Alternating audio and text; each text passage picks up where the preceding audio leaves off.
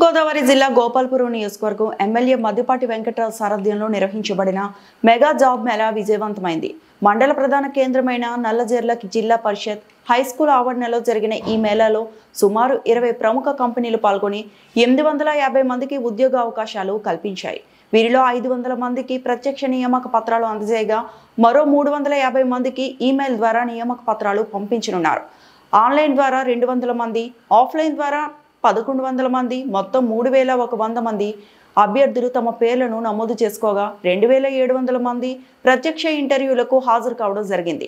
IT, banking, manufacturing, industrial service and consultancy, retail, e-commerce, pharma and health care, international, chatbot process రంగాలకు చెందిన దేశవ్యాప్త ప్రముఖ సంస్థలు ఈ మేళాలో పాల్గొన్నాయి. ఎంపికైన అభ్యర్థులకు హైదరాబాద్, బెంగళూరు, విశాఖపట్నం నగరాల్లో ఉద్యోగాలు లభించాయి. BTech, BE, MBA, PG, degree, ITI, diploma అర్హతలు గల పలువురు అభ్యర్థులకు ఈ మేళా ద్వారా ఉద్యోగ అవకాశాలు లభించాయి. ఈ క్రమంలో సుమారు 30 ప్రముఖ కంపెనీలు, వందలాది మంది ఉద్యోగ అవకాశాలు లభించడం గర్వకారణమన్నారు. ఈ క్రమంలో తమకు సహకరించిన కంపెనీ ప్రతినిధులకు, కూటమి నాయకులకు, కార్యకర్తలకు కృతజ్ఞతలు తెలియజేశారు. ప్రభుత్వం తరపుని క్షణం తీరిక లేకుండా ఎవరైనా చేయొచ్చు ఆ వర్క్ అనేది. బట్ మీ ఎమ్మెల్యే గారు నిన్న ఎండలో వచ్చేసరికి చెమటలతో ఇక్కడికి వచ్చి స్వయంగా మీకోసం చేసి వేదిక అలంకరించాల్సిందిగా మనవి చేస్తున్నాము. సో ఇప్పుడు ఒక్కొక్క కంపెనీ నుంచి వచ్చేసినటువంటి ఆ కంపెనీ యొక్క ప్రతినిధులు వాళ్ళ యొక్క కంపెనీ యొక్క జాయిన్ అవుతున్నారు అంటే ఈ విషయం తెలియదా? దీని మీద విశ్లేషణ జరగలేదా? చర్చ జరగలేదా? మనం ఎట్టి వెళ్ళాలి, ఏ డిగ్రీ చేయాలనేది లేదా? గుడ్డిగా 10th క్లాస్ అవగానే ఇంటర్మీడియట్ అవగానే ఇంజనీరింగ్ అంతే. ఇక్కడ ఒక పాలిటెక్నిక్ ఉంది, ఇది చదవచ్చు, ఇది చదివితే ప్రతి 10,000 మందిలో 9,640 మందికి మన ఉద్యోగాలు వచ్చినాయి, ఇంత సక్సెస్ రేట్ ఉంది. అలానే జీతాలు తక్కువ అనుకోకండి, 96 లక్షలు ఎంత అనుకుంటాండి, నేను నెంబర్ మర్చిపోయాను. హైయెస్ట్ శాలరీ మన పాలిటెక్నిక్ చదివిన అతనికి. అంటే నైపుణ్యత ఉంటే, అందులో మంచి జ్ఞానం కనుక కలిగి ఉంటే ఉద్యోగ అవకాశాలు ఎలా ఉన్నాయో చూడండి. ఓకే, ఇంజనీరింగ్ ఇబ్బంది ఉందా? లేదు కదా. నా అసెంబ్లీ స్పీచ్ లో కూడా అదే చెప్పాను, అర్థం అవ్వాలని.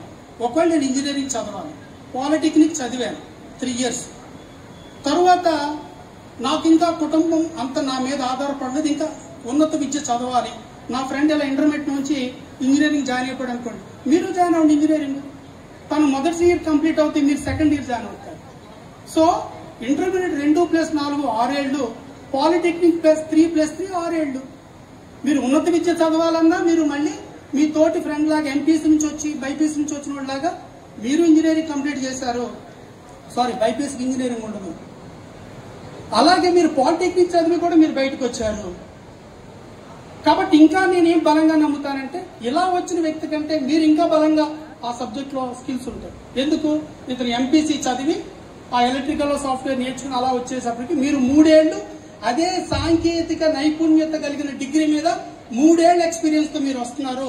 అతను శిల్పం చెప్పిందంట, నిన్ను శిల్పి అటో దెబ్బ ఇటో దెబ్బ అయితే కింద పడ్డావు, నన్ను ఉలి దెబ్బల గాయాలలోంచి, ఉలి యొక్క పోట్లోంచి, ఆటుపోట్లోంచి, దెబ్బల్లోంచి, గాయాల్లోంచి బాధను భరించి నిలబడ్డా. ఒక శిల్పంగా ఒక రూపాన్ని ఇచ్చాను, ఒక పరిపూర్ణమైన రూపాన్ని ఇచ్చాను కాబట్టి పూజించబడుతున్నాను.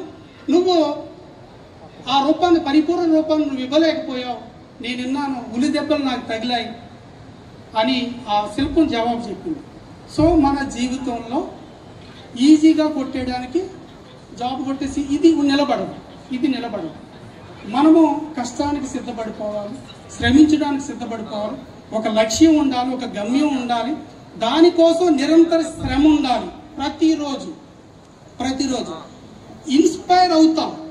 ఇన్స్పైర్కి కన్సిస్టెన్సీకి డిఫరెన్స్ ఏంటంటే, ఒక విషయం చూసినట్టు ఇన్స్పైర్ అవుతాం, దానికి కన్సిస్టెన్సీ అప్లై చేయకపోతే ఆ 4 రోజులు ఉంటుంది ఆ వేడి, ఆ ఊపు. ఆరంభ స్వరత్వం అంటాం, తెలుగు వాళ్ళకి ఆరంభ స్వరత్వం అంటాం. త్వరగా ఇన్స్పైర్ అవుతాం.